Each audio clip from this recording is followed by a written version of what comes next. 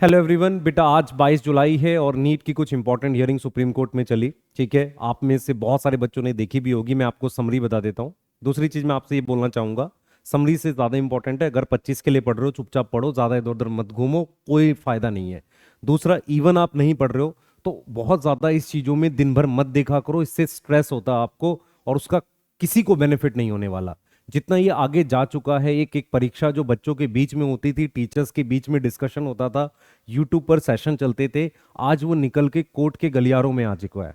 और ये बहुत खराब सिचुएशन है कि डेट की डेट आगे बढ़ रही है और बच्चे का स्ट्रेस बढ़ता जा रहा है। ये स्ट्रेस सिर्फ उसका नहीं है, उसके परिवार के सारे लोग स्ट्रेस हैं। ये बात हम समझ पा रहे हैं, ये बात बच्चा समझ पा रहा है और शायद वही लोग समझ पा रहे हैं जो इस एग्जाम से साल भर जुड़े रहे हैं। मैं आपको एक चीज क्लियर कर देता हूं बेटा, आप ये जानना चाहते हो कि क्या होने वाला है आगे। मेरे हिसाब से जितना ये आगे जा रहा है उससे नुकसान ही पहुंच रहा है, कोई फायदा नहीं हो रहा है। मैं डिस्कस कर लेता हूं भले ही आज क्या हुआ समरी में, पर मेरे हिसाब से इसको जल्दी से जल्दी कल अगर हो सके तो खत्म कर दो।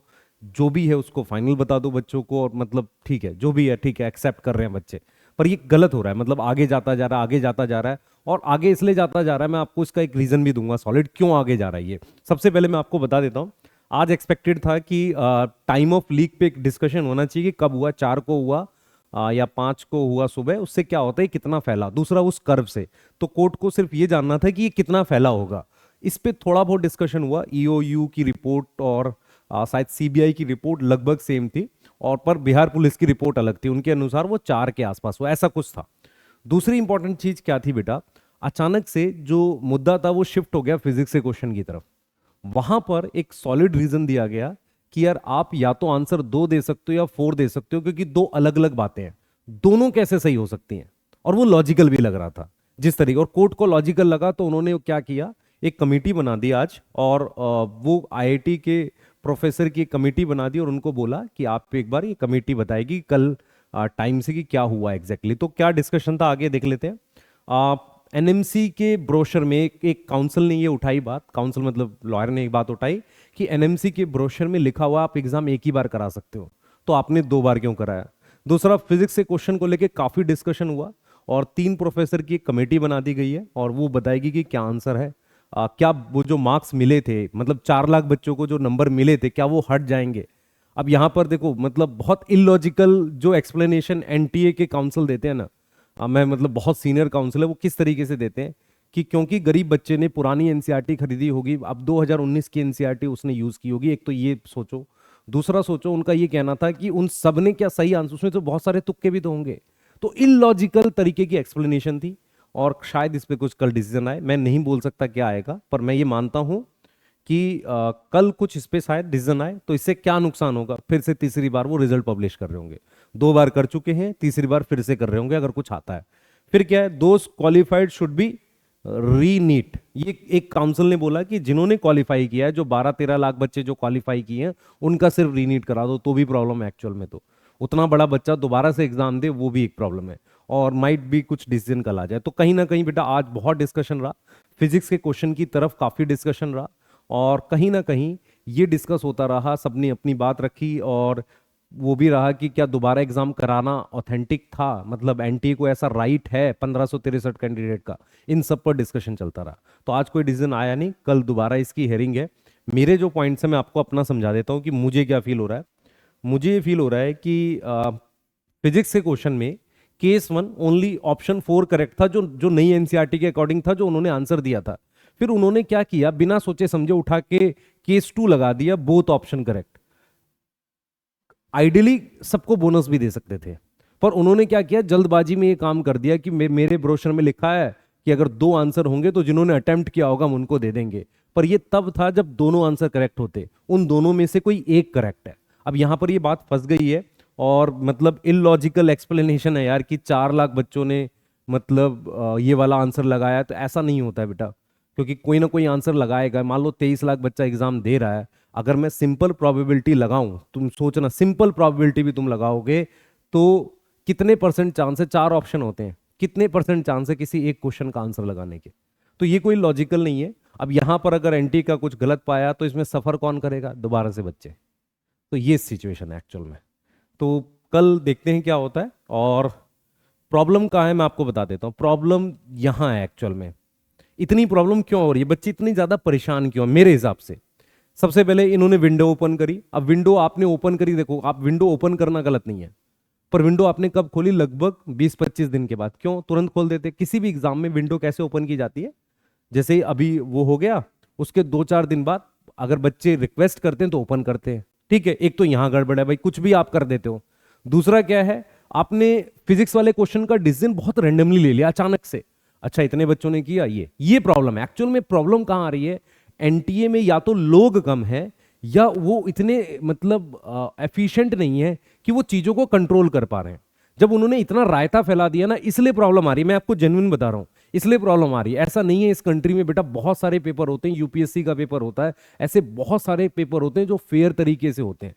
पर ये एक्चुअल में क्या है कि एक ऐसी बॉडी क्रिएट की गई थी जो जो सारे एग्जाम कराए। ये गलत नहीं था, ये अच्छी चीज है बेटा। एक सिंगल बॉडी होनी चाहिए ना, वो तो होनी चाहिए, क्योंकि भाई स्कूल करने हैं 10 चीजें हैं, अरेंजमेंट करना मुश्किल होता था। लेकिन हुआ हो ये रहा है कि वो एग्जाम को सीरियसनेस से कर नहीं रहे। आप देखो सीरियसनेस गायब है। अगर सीरियसनेस होती तो आप इतनी जल्दी फिजिक्स का आंसर ऐसे नहीं लगाते। दूसरा, आपने ग्रेस मार्क्स दिए क्यों, अचानक से हटा दिया। आप देखो हर जगह इनकी गड़बड़ है। आप ध्यान से देखो, नॉट प्रॉपर मॉनिटरिंग। उनको नहीं पता सीसीटीवी है भी कि नहीं है, वो लिख रहे हैं कि सीसीटीवी है सब जगह। दूसरा, अगर आपने देखो ध्यान से, आप स्कूल्स में जाते हो ना एग्जाम देने, आपने ये नहीं देखा कि वहां पानी भी नहीं होता है, धूप होती है, टूटे हुए डेस्क होते हैं। यार कहीं ना कहीं आप जब स्कूल को पैसा देता होगा ना, एनटीए स्कूल को पैसा देता होगा ना एग्जाम कंडक्ट करने के लिए, तो उनसे रिक्वेस्ट तो कर सकते हैं कि यार आप क्या करो, अच्छा बेंचेस हो, कुछ ठीक हो बैठने के लिए, कम से कम पंखा तो चल रहा हो। बच्चे उस स्थिति में पेपर देते हैं जिसकी वो फीस 1500-1700 इस तरह की फीस देते हैं।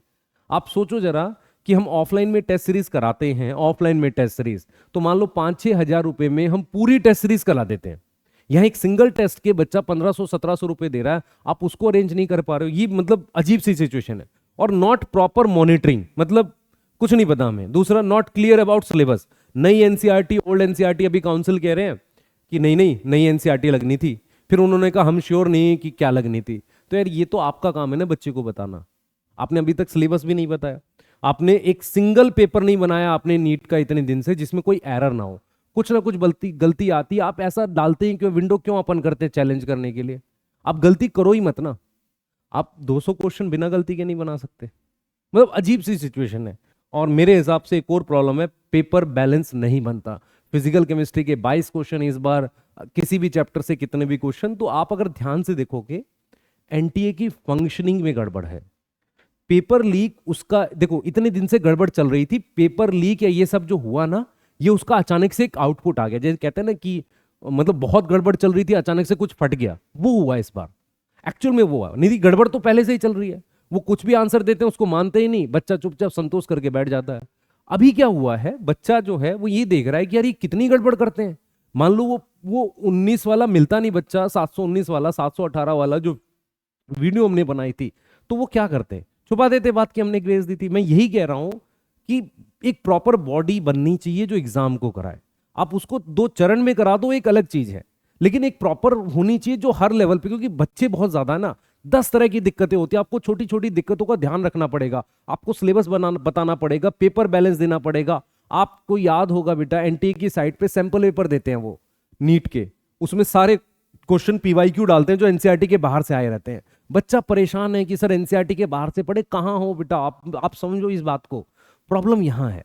अब इतने सब झेलने के बाद एक बच्चा किसी तरीके से सिलेक्ट हो रहा है, और जब वो सिलेक्ट होके मतलब अपने नंबर घर पे बता रहा है, रैंक अपनी बता रहा है, तो वो खुश नहीं है, क्योंकि उसको नहीं पता यार कल फिर रिजल्ट पब्लिश हो जाएगा। दिक्कत ये है, कोर्ट की प्रोसीडिंग गलत नहीं चल रही है, कोर्ट तो बेटा अपना टाइम लेगा। और कोर्ट इतना टाइम देकर, बेटा आप सोचो सुप्रीम कोर्ट के चीफ जस्टिस किसी मैटर पे टाइम दे रहे हैं, तो इसका मतलब वो सीरियस है। लेकिन जो ये गड़बड़ की गई है, आज एक गड़बड़ थोड़ी है बेटा, ऐसी बहुत सी गड़बड़ है इन्होंने कर रखी है। अब यहां पर कुछ बच्चे ऐसे भी होंगे, सर इतनी बड़ा पेपर है इसको कैसे कराएं, तो मत कराओ फिर भाई, आपके बस की नहीं है तो। गलत चीज है ना ये बात बोलना। जब आप किसी एग्जाम को ले रहे हो कराने के लिए, वही आपका काम है, उसको सीरियसली करो ना, उसको सीरियसली। तो सीरियसनेस गायब है, जो सबसे खराब चीज है, और इसका सीधा सीधा फर्क बच्चों पे पड़ रहा है। और मैं कल के लिए बोल देता हूं, शायद कल भी डिसीजन ना आए। कल क्या हो, कोई और पॉइंट उठा के डिस्कस हो जाएगा, ऐसा मुझे लगता है ना। सब लोग बोलेंगे, क्योंकि मतलब हो सकता है सब लोग ऐसा सोचते हो कि बच्चों को बोलेंगे तो बच्चे हमें देखेंगे, ऐसा बोल सकते हैं कल आए, पर मेरे को बहुत अनलाइकली लग रहा है कि कल कुछ आएगा, कि कल फिर कुछ और उठ जाएगा, डिस्कशन हो जाएगा। ठीक है। और मेरे हिसाब से ये होना चाहिए कि आप सबको खुश नहीं कर सकते, अगर कोर्ट में बात चली गई आप सबको खुश नहीं कर सकते। कोर्ट को वो डिसाइड करना चाहिए जो सही हो। मैं सिर्फ इतना बोलूंगा। और मैं इस बात में बेटा आप लोगों से मतलब बहुत ज़्यादा आ, ये रिक्वेस्ट करता हूँ हाथ जोड़ के, प्लीज़ अपनी पढ़ाई करो, छोड़ दो ये सारा।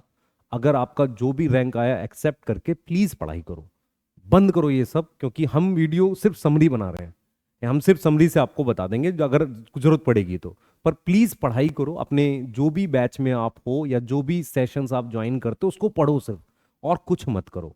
उसके अलावा अगले साल के लिए देखो अगर है, नहीं तो काउंसलिंग के लिए ट्राई करो, माइंड को शांत कर लो। ठीक है, आपने मेहनत करी है, मैं मानता हूँ आपके ऊपर बहुत स्ट्रेस है, सबसे ज्यादा आप क्या है, आपको अपनी फैमिली को देख के स्ट्रेस हो। क्योंकि एक बच्चा जब इतनी मेहनत करके कहीं पे स्कोर करता है ना तो वो मुश्किल हो जाता है। अब कुछ का रीजन ये है कि सर सीट्स बढ़ा दो, बेटा एक दिन में मेडिकल कॉलेज की सीट ना बढ़ती है ना बढ़ेंगी, ये बात अपने दिमाग में बिठा ले। ऐसा कोई सोल्यूशन नहीं है कि रातों रात सीट बढ़ा सके। ठीक है, ऐसा कोई सोल्यूशन नहीं है। सॉल्यूशन सिर्फ ये है कि एग्जाम ईमानदारी से कराओ।